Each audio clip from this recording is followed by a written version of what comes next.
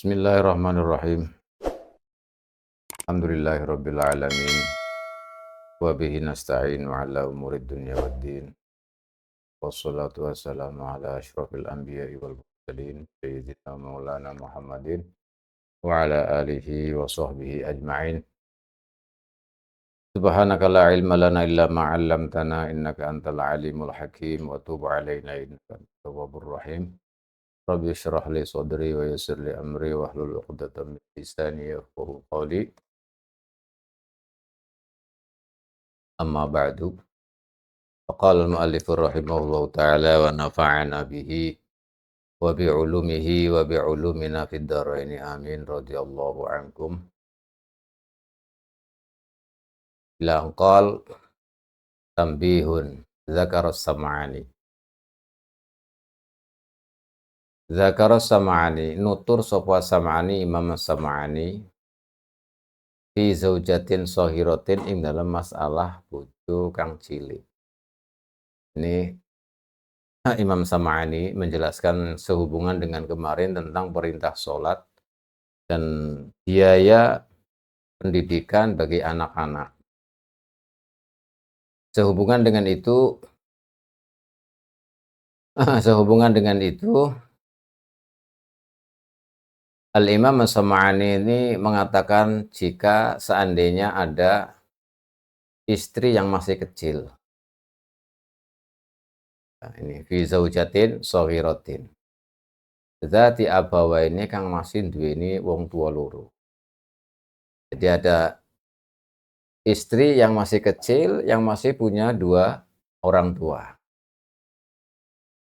Imam Sam'ani menyebutkan anna wujuba mamarra ing temen setuhune wajibe perkara marra kang wis kelewat apa ma, yaitu wajib mulai memerintahkan apa semuanya, kemudian memerintahkan sholat, memerintahkan puasa, dan hal-hal yang sifatnya wajib, mencegah dari yang muharramat, yang haram-haram, dan semua syariat-syariat yang zahir. Itu kewajibannya kepada siapa?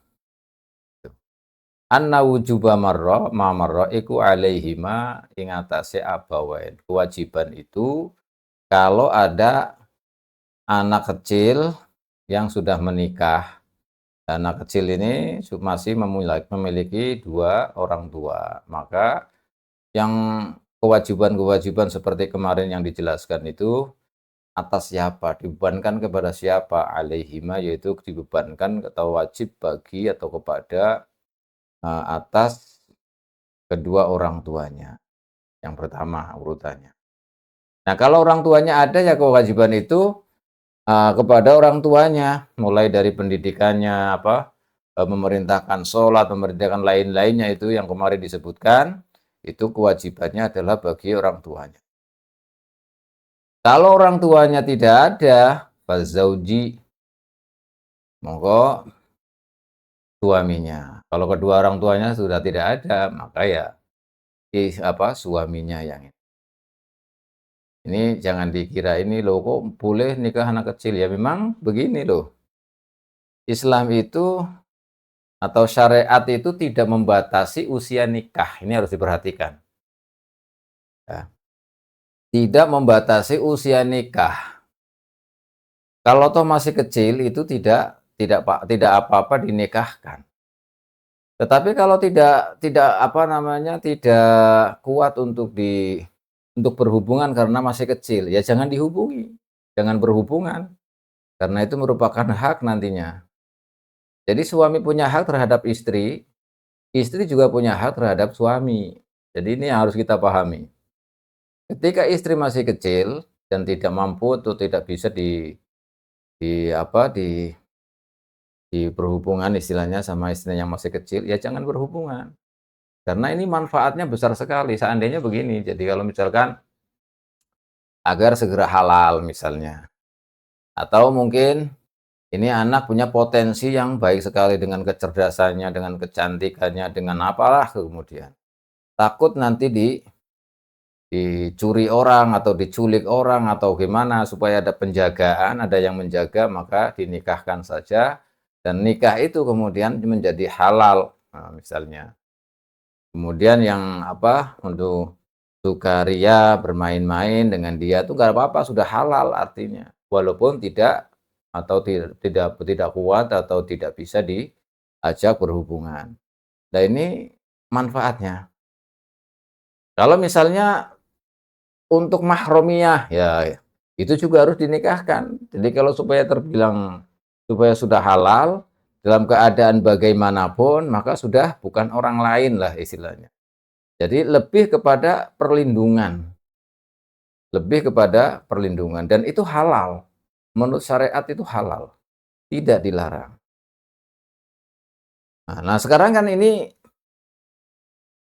undang-undang negara dan lain-lain itu membatasi usia nikah, alasannya karena sering terjadi KDRT misalnya, kekerasan dalam rumah tangga, atau dikhawatirkan nanti, karena belum berpengalaman, usianya belum dewasa, maka dibatasi usia nikah.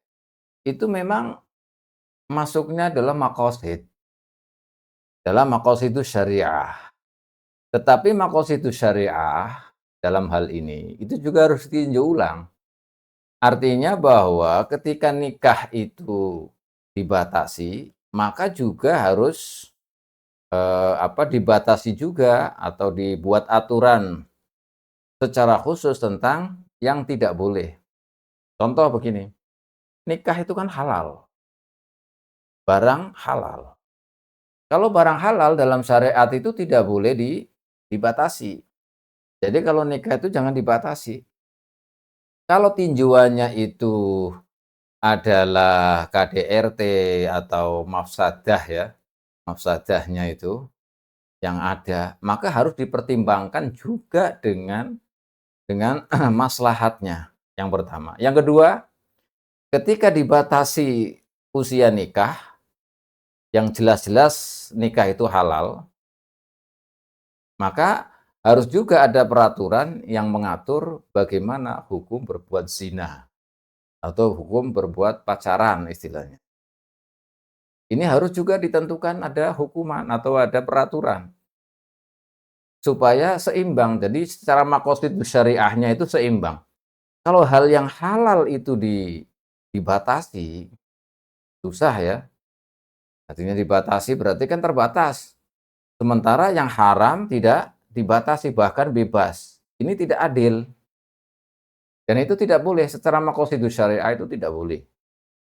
Maka kalau memang dilihat daripada silbiat atau negatifnya usia pernikahan itu seperti itu, adalah tujuannya supaya tidak ada terjadi KDRT. KDRT itu misalkan di prosentase berapa dari jumlah total keluarga yang terjadi KDRT itu berapa persen.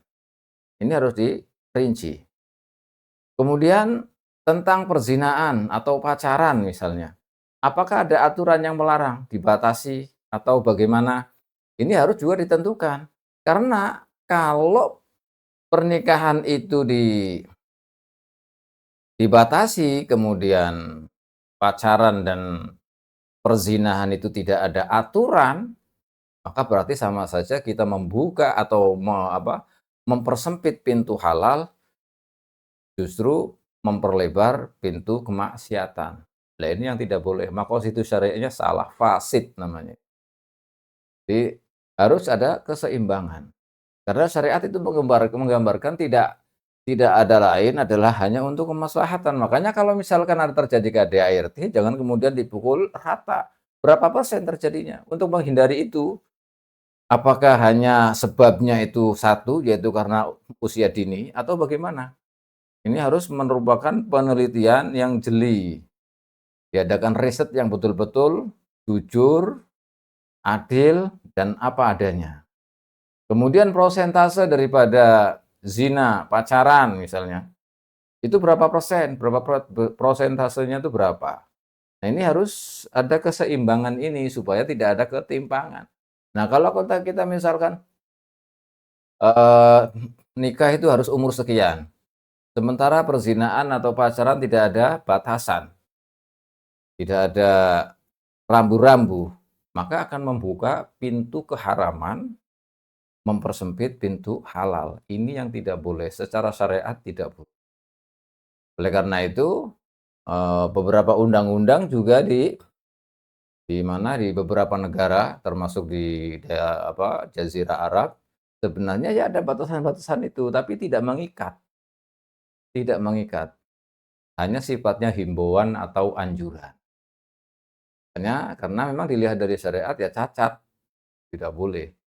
Ya mestinya harus seimbang, pintu halal jangan sampai ditutup atau dipersempit, karena itu sejatinya adalah, halal yang jelas baiknya, sisi positifnya untuk umat manusia.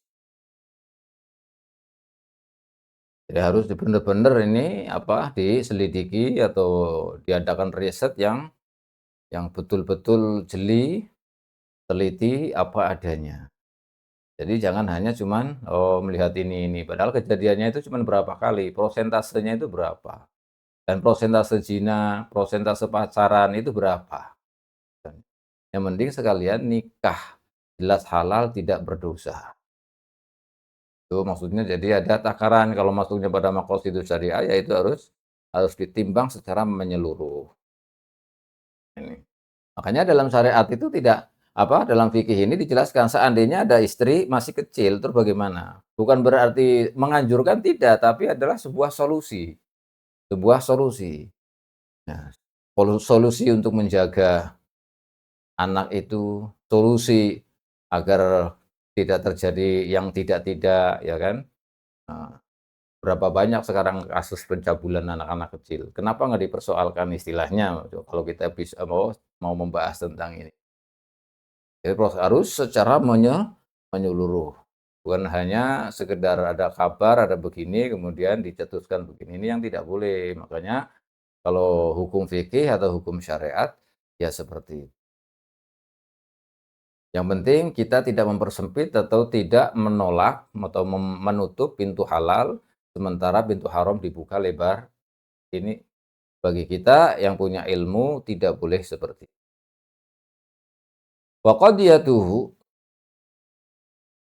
jadi tadi apa yang kewajiban tentang anak kecil, kalau misalkan anak kecil sudah punya istri, sudah punya suami, maka kewajiban-kewajiban memerintahkan sholat, memerintahkan puasa, kemudian belajar mempelajari syariat-syariat agama, itu pertama kewajiban bagi orang tua. Kalau orang tuanya tidak ada, itu baru sang suami. La wa qadiyatuhu tapi peta terapane ki madzakara sam'ani, yang disebutkan sam'ani itu iku wujubu dzarbiha. Wajibnya mukul zaujah shaghirah. Kalau memang harus diperintah melakukan sholat, melakukan puasa seperti kemarin itu kewajiban-kewajiban, maka kalau memang tidak melakukan sampai umur berapa 10 tahun ya tetap dipukul dengan pukulan yang tidak menyakitkan. Pukulan tidak menyakitkan, tidak membekas.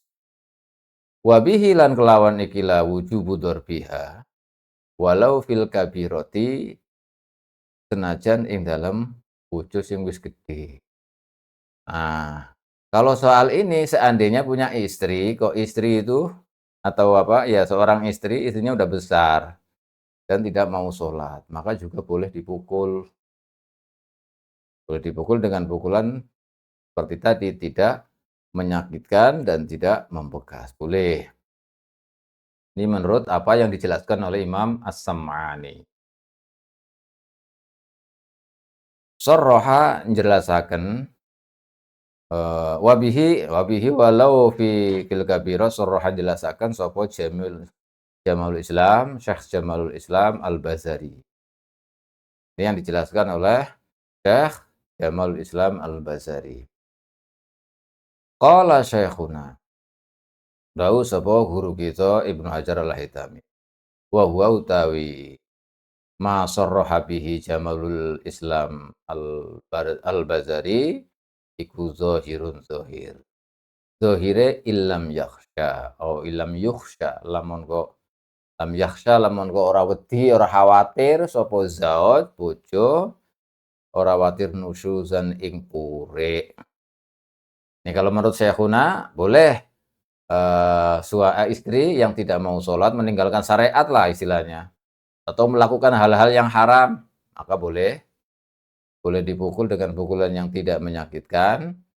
Ini menurut Syekhuna Ibnu Hajar Al-Haytami, kalau memang tidak dikhawatirkan adanya nusyuz. Nusyuz itu puri-puri itu ya istilahnya kalau bahasa kita, bahasa Indonesia itu apa ya, puri itu ya tidak ngikut, tidak ikut atau apa, ya nggak nurut sama suami gitu, membangkang ke suami. Ini kalau dia tidak dikhawatirkan nanti menjadikan sebab nusyuz. Ini menurut Syekhuna Ibnu Hajar Al-Haytami. Wa atlaqa lan mutlaqaken sapa Az-Zarkashi, Imam Zarkashi an-nadba ing nadeb ing apa, sunnah. Kalau menurut Imam Zarkashi bukan wajib, tapi hanya sunnah saja, bagi suami untuk, memerintahkan, hal-hal yang bersifat syariat tadi, kalau menurut, Imam Az-Zarkashi itu hanya sunnah. Sunnah bukan wajib. Nah, kalau kalau misalkan memukul apa, yang tidak menyakitkan itu kalau meninggalkan syariat atau melakukan yang haram, itu sifatnya sunnah secara mutlak. Menurut baik itu khawatir apa, khawatir purik, membangkang atau tidak. Itu kalau menurut Imam Az-Zarkashi. Nih. Ini sudah selesai masalah-masalah yang berkaitan dengan anak kecil. Baik anak kecil itu apa, masih punya orang tua atau tidak punya orang tua, atau anak kecil itu adalah dimiliki atau sebagai abd, sebagai hamba, sebagai budak ya, atau anak kecil itu sudah bersuami, atau suami atau istri yang sudah besar, ini sudah masalahnya sudah selesai. Nah, sekarang akan membahas lagi wa awwalu wajibin. Utawi kawitane wajib, perkara sing wajib. Atta alal amri sehingga ing atase perintah bisolati kelawan salat. Kama qaulu kaya oleh dawuh sapa fuqaha. Awwalu wajib, sesuatu yang pertama, kewajiban yang pertama. Nah, kewajiban yang pertama seperti juga tadi, selain memerintahkan untuk sholat, memerintahkan untuk puasa, syariat-syariat agama lah, kemudian mengajarinya tentang hal-hal yang haram, yang tidak haram, supaya tahu semuanya, supaya kalau yang haram ya ditinggalkan, dijauhi, dan yang merupakan kewajiban harus dilakukan. Begitu juga kesunahan-kesunahan, pokoknya diajari semuanya syariat agama. Nah, yang pertama-tama selain itu, bagi seorang ayah, orang tua lah, summa alaman marra tumuli ngatasi iku apa awal wajibin alal aba ing ngatasi pira-pira bapak. Summa alaman marra tumuli ngatasi wong marra kang wis lihat, kang wis kelewat sapa man rupane. Jadi apa, bapak kan sudah, kemudian wasi, kemudian malikil abdi, malikil raqiq. Kemudian kalau nggak ada ya zawaj itu tadi, suami. Apa, awwalu wajibin khobare iku ta'limu, mulang al-mumayyiz. Diulang anan nabiyana atau ngawur merohaken, ya mulang ya merohaken. Ta'limahu ta'limuhu iku mulang al-mumayyiz ayil mumayyizi, mulang atau merohaken anan nabiyana ing temen sedene Kanjeng Nabi Muhammad sallallahu alaihi wasallam. Iku bu'itsa diutus sapa Kanjeng Nabi bi Makkah ing dalem Mekah. Wa wulida lan den lairaken sinten Kanjeng Nabi biha ing dalem Mekah. Wa dufina lan sumareaken sinten Kanjeng Nabi bil Madinah ing dalem Madinah. Wa mata lan sedo sinten Kanjeng Nabi biha ing dalem Madinah. Selain salat, puasa yang sudah dijelaskan kemarin. Pertama-tama juga yang harus beritahu, diajarkan kepada anak yang sudah mumayyiz adalah, ini kewajiban ini seperti kemarin, wajib bagi aba, bagi bapak-bapak itu yang punya anak-anaknya itu, pada anak-anaknya atau wasi atau semuanya yang kemarin disebutkan. Yang pertama adalah mengajarkan bahwa Nabi Muhammad SAW itu diutus di Mekah, dilahirkan di Mekah, kemudian dimakamkan, disemayamkan di Madinah, dan meninggal dunianya juga di Madinah. Ini yang harus ditancapkan atau diajarkan kepada anak-anak yang sudah sampai tamyiz, sudah sampai memayyiz yang kemarin disebutkan, bisa makan sendiri, minum sendiri, cebok sendiri. Itu semuanya, maka harus diajarkan bagaimana Rasulullah SAW diutus di Mekah, kemudian dilahirkan juga di Mekah, dimakamkan di Mekah, dan dilahirkan juga dimakamkan di Madinah, dan meninggal di Madinah, dimakamkan juga di Madinah. Ini harus tahu anak-anak itu. Makanya ini pendidikan ini, karena ada juga hadis tentang masalah ini, masalah akidah, supaya betul-betul tertancap di anak-anak kecil itu, anak-anak kita itu tahu siapa nabinya, di mana, bagaimana. Paling tidak mengenal Nabi Muhammad Shallallahu Alaihi Wasallam. Faslun utawi iki iku fasel. Fi syuruti shalah ing dalem mertelaaken pira-pira syaraté shalat. Pasal ini menjelaskan tentang syarat-syarat shalat. Syarat sholat. Karena kan kita sebelum masuk tadi kan bahasanya tentang perintah untuk sholat, untuk sholat, untuk sholat ya.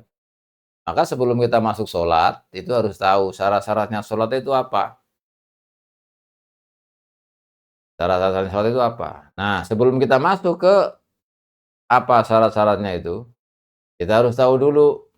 Karena sebelum kita mengetahui sesuatu hukum di dalamnya, maka kita mengetahui ta'rifnya dulu, karena al-hukmu 'ala syai' far'un an tasawwurihi. Kita membahas tentang syarat tuh begini begini begini. Maka sebelum kita membahas tentang syarat-syarat itu begini, itu harus tahu dulu syarat itu apa.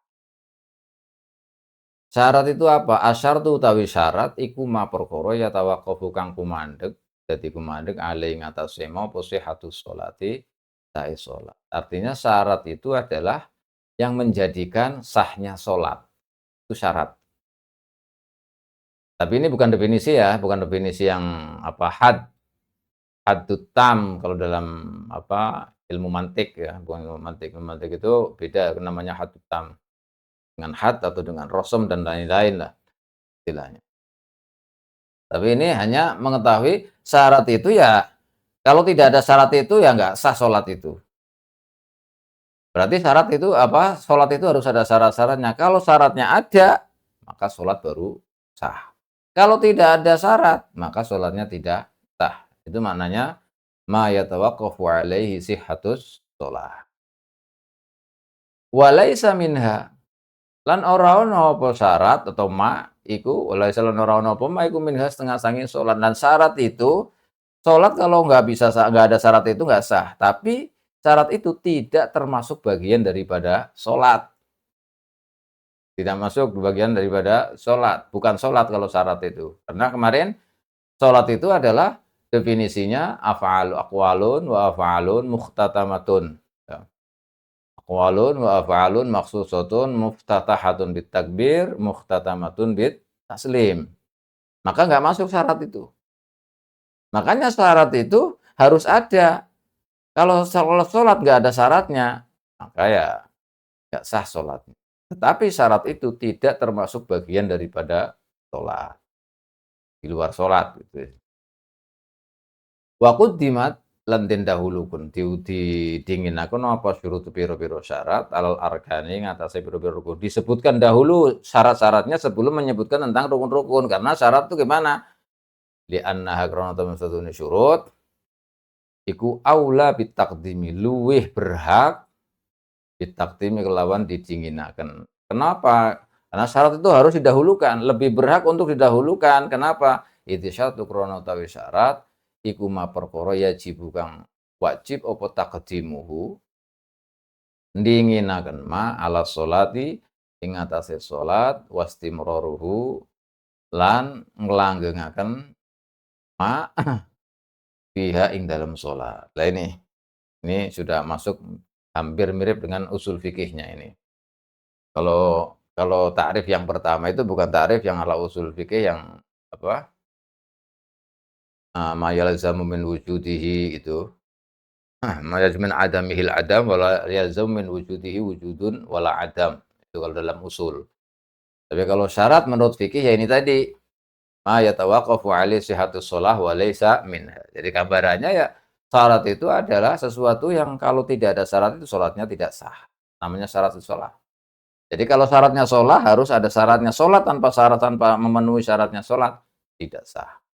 Tapi syarat itu tidak termasuk bagian daripada sholat. Ini namanya syarat. Nah, kemudian sebelum melangkah lebih lanjut, musannif ini, pengarang kitab ini menjelaskan pertama-tama masalah syarat, bukan yang lainnya, rukun dan lain-lainnya. Tapi pertama-tama menjelaskan tentang syarat. Kenapa? Karena syarat itu memang harus didahulukan. Kenapa? Karena syarat itu ma yajibu taqdimu 'ala shalah wastimraruhu fiha. Karena salat itu harus dilakukan sebelum salat dan terus sampai salat selesai. Jadi kalau salat itu sudah maqasidnya lah istilahnya, maksudnya. Tapi kalau kalau syarat itu bukan maqasidnya, bukan tujuan utamanya. Makanya syarat itu dilakukan sebelum sholat. Kalau syarat sholat berarti sebelum sholat. Lalu langsung terus sampai akhir sholat. Itu syarat harus ada. Kalau itu tidak ada syaratnya, maka sholatnya tidak sah. Gambarannya begini, kalau sholat syaratnya itu apa? Wudhu misalkan. Maka sebelum sholat harus punya wudhu. Harus wudhu dulu. Kalau nggak punya wudhu, artinya bersuci. Bersuci dengan jalan itu wudhu. Kalau wudhu itu dilakukan, maka dilakukan sebelum sholat. Setelah wudhu kemudian sholat sampai terakhir sholat tetap ada wudhu, artinya tidak hadas. Nah, ini yang dimaksud syarat. Maka wudhu adalah syaratnya sholat. Dilakukan sebelum sholat, ini yang maksudnya ma yajibu taqdimuhu 'ala shalah, berarti dilakukan sebelum sholat. Terus punya wudhu sampai sholat selesai. Wastimraruhu fiha. Ini namanya syarat. Makanya didahulukan sebelum menjelaskan tentang rukun-rukun sholat. Karena wudhu atau ya bersucilah istilahnya. Syarat itu harus dilakukan sebelum sholat. Makanya harus menyebutkan atau menjelaskan tentang syarat-syaratnya sholat. Itu contoh ya. Nah, setelah kita tahu apa itu syarat dan bagaimana syarat itu kenapa disebutkan dahulu sebelum memasuki sholat, sebelum memasuki rukun-rukun sholat dan lain-lainnya, itu kita tahu itu, maka kita baru masuk. Apa sih syarat-syaratnya sholat itu? Syurutus sholati utawi biro-biro syaratnya sholat, khamsatun niku ana 5. Syaratnya sholat itu ada 5. Ahaduha utawi salah sijine khamsah, toharotun itu suci, an hadasin, suci saking hadas, wa janabatin lan saking junub. Syarat-syaratnya sholat itu ada 5. Yang pertama atau salah satunya adalah suci dari hadas dan suci dari junub. Jadi suci dari hadas maksudnya hadas kecil. Kalau junub istilahnya biasanya kita sebutkan dengan hadas besar.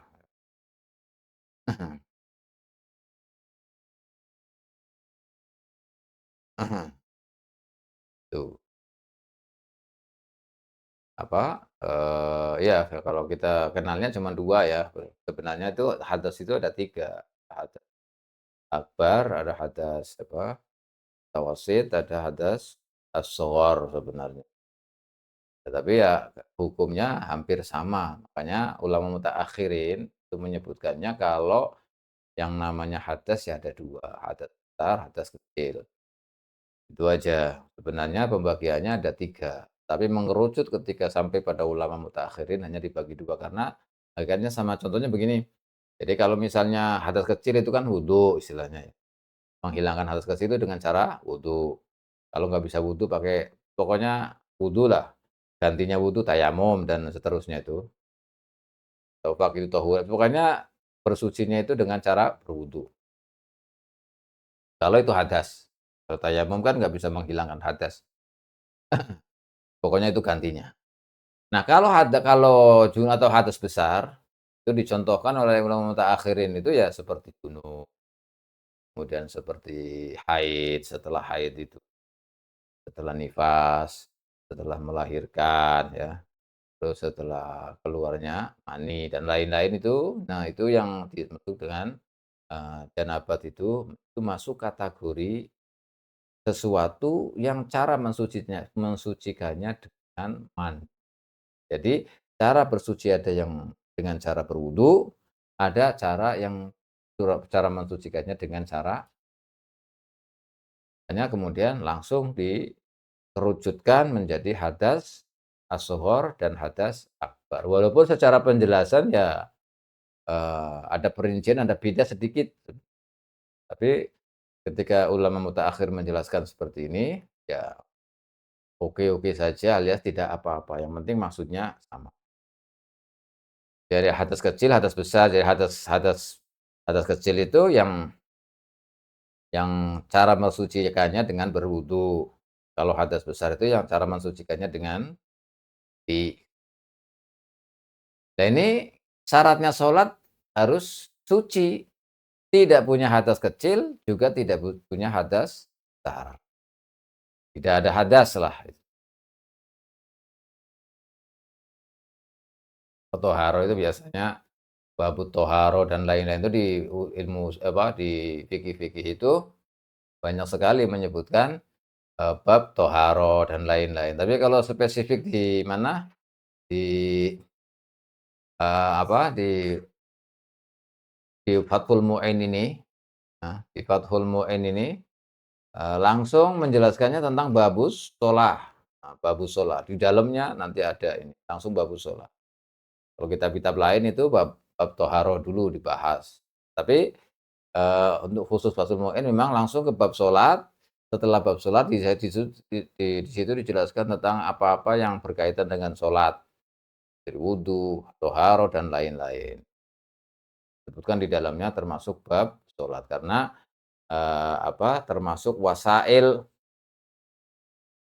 ada wasail, ada maqasid, ada wasailul wasail. Jadi dalam sholat itu ada wasailul wasail, ada wasail, ada al-maqasid. Kalau wasail wasail dijelaskan, apa wasail wasail? Wasail itu misalkan air, ya kan, air untuk digunakan untuk apa, eee, wadahnya itu, wadahnya air, itu namanya wasail wasail atau ijtihad, ijtihad yang suci apa, apa ya, apa airnya suci atau airnya najis ya, itu masuk pada wasail wasail. Kemudian nanti, ke wudunya itu namanya al-wasail. Ini namanya al-wasail, terus nanti ke tujuannya apa, tujuannya suci yaitu untuk sholat namanya maqasid. Jadi ini semuanya dalam satu pembahasan ini. Makanya Fathul Mu'in itu ini semuanya adalah satu pembahasan. Mulai dari wasail-wasailnya, kemudian dari wasailnya, kemudian maqasidnya jadi satu, tidak terpisah. Makanya babus sholah. Di dalamnya dijelaskan semuanya. Apa yang bersangkutan dengan sholat semuanya. Mulai dari syaratnya, mulai apanya semuanya. Toharo dan lain-lain dijelaskan.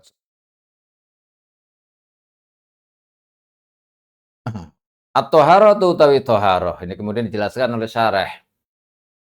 Menjelaskan kalau tadi syarat-syaratnya apa, sholat itu adalah suci dari hadas hadas kecil dan hadas besar, hadas dan janabat, junub, maka kemudian dijelaskan at-thaharatu. Thahara itu apa? Suci itu apa? At-thahara utawi thaharatu sesuci atau lafadz thahara lughatan menurut lughat ing dalam cara lughate an-nadhafatu iku jadi kalimat toharoh dalam bahasa Arab artinya itu bersih. Wal khulusu. Wal khulusu ya tegese bersih minad danasi. Khulus itu tidak ada sama sekali. Minad danasi saking kotoran. Jadi kalau menurut segi bahasa toharo itu ya namanya bersih, tidak ada kotoran. Itu namanya toharoh, tidak ada kotoran.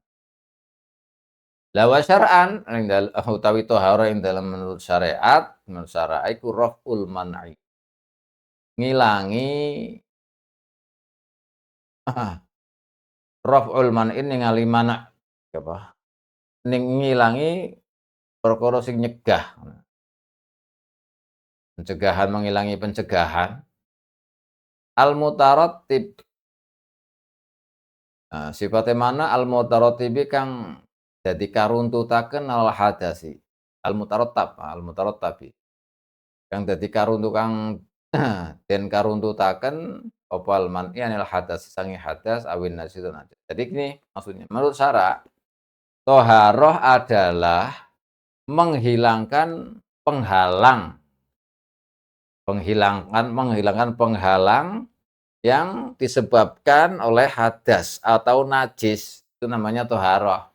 Jadi kalau misalnya sesuatu ini kan dikatakan suci, suci kenapa? Karena tidak ada najis.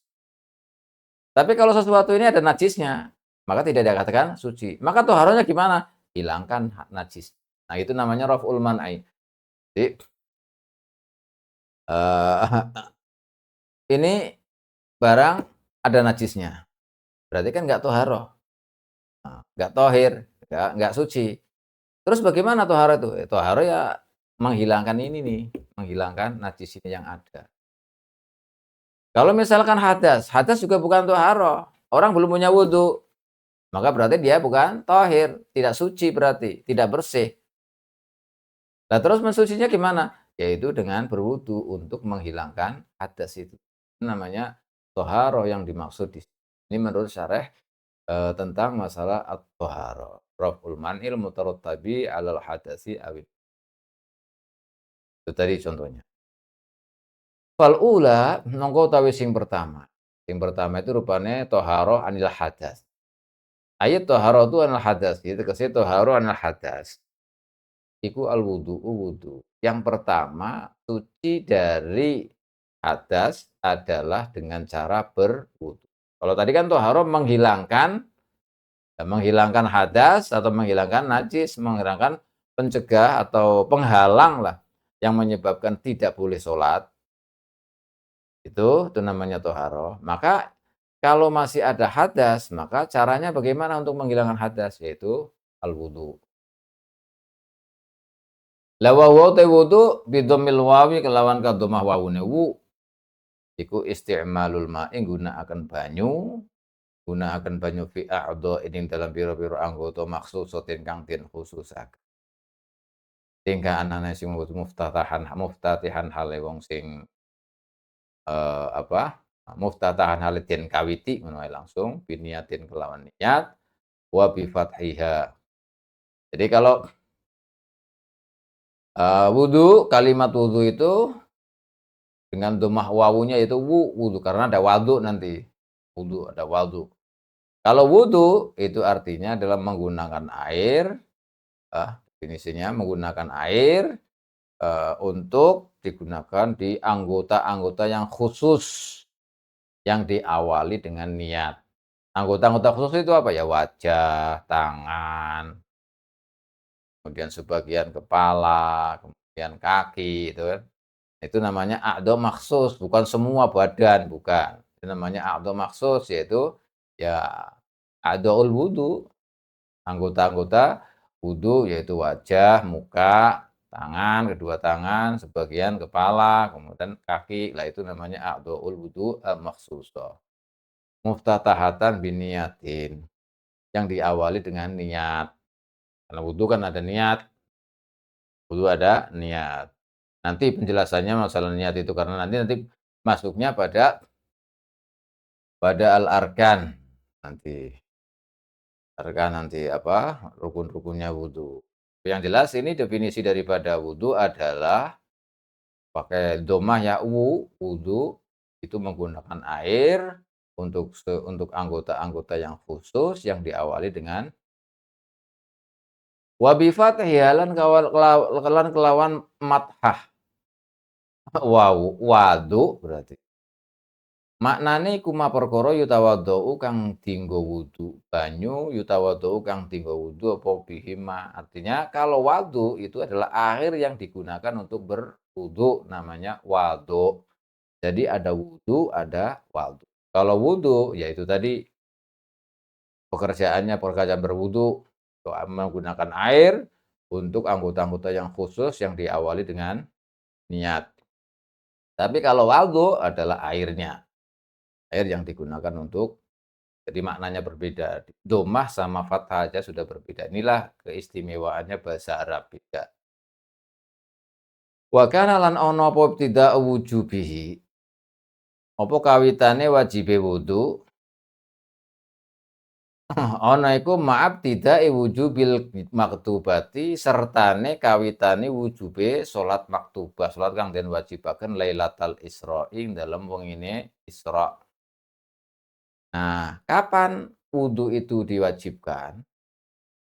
Wudu itu pertama-tama diwajibkan itu bersamaan dengan diwajibkannya sholat maktubah 5 waktu yaitu Lailatul Isra.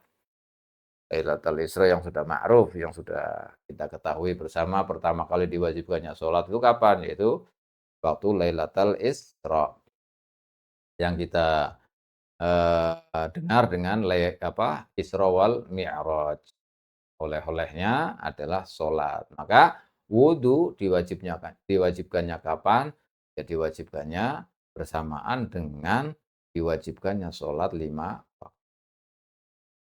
Wa syurutuhu ta pira-pira syarate wudu. Jadi syaratnya sholat itu ada 5, yang pertama wudu. Wudu itu ada syaratnya lagi gitu. Tumbuk ini. Utahe pira-pira syarate wudu, ayil wudu'i tegese wudu kasyurutil ghusli hale padha karo syarate adus iku khamsatun ana 5. Syarat wudu, jadi syarat dalam syarat ini. Syaratnya sholat harus wudu, lah gitu kan. Nah, thaharu anil hadas kan, kalau hadas itu caranya apa ya? Dengan berwudu. Nah, wudu itu ada syaratnya. Syaratnya berapa? Syaratnya wudu itu sama dengan syaratnya mandi, yaitu ada 5. Ahaduha utawi salah sijine khamsah iku maun mutlakun. Wudu itu harus dengan menggunakan air mutlak. Nah, air mutlak itu air bagaimana? Air mutlak itu adalah air yang tidak punya nama gitu pokoknya. Air yang tidak ada namanya, artinya tidak namanya, di mana air itu tempat, yaitu namanya. Misalkan air di gelas, ya namanya air gelas. Di teko namanya air teko, di timba namanya air timba. Itu namanya maun mutlak, tidak ada punya nama. Beda dengan teh ya, air teh itu kan air juga tuh, tapi namanya bukan air, namanya air teh. Dipindahkan ke mana? Namanya air teh. Dipindahkan ke tempat yang lain juga namanya teh misalnya. Tuh, maka bukan air mutlak gitu. Tapi kalau air mutlak itu ya air yang tidak punya nama, dimanapun tempatnya dia akan menyesuaikan namanya. Itu namanya air. Oleh karena itu salah satu ulama mutaakhirin, fuqaha mutaakhirin menjelaskan, sebelum masuk kepada mutlak itu, air itu apa toh sebenarnya? Definisinya air itu apa? Definisinya air itu apa? Kalau sebelum masuk ke mutlak ini, ulama mutaakhirin menjelaskan, air adalah syai'un syaffaf yatalawwanu bilauni ina'ihi. Jadi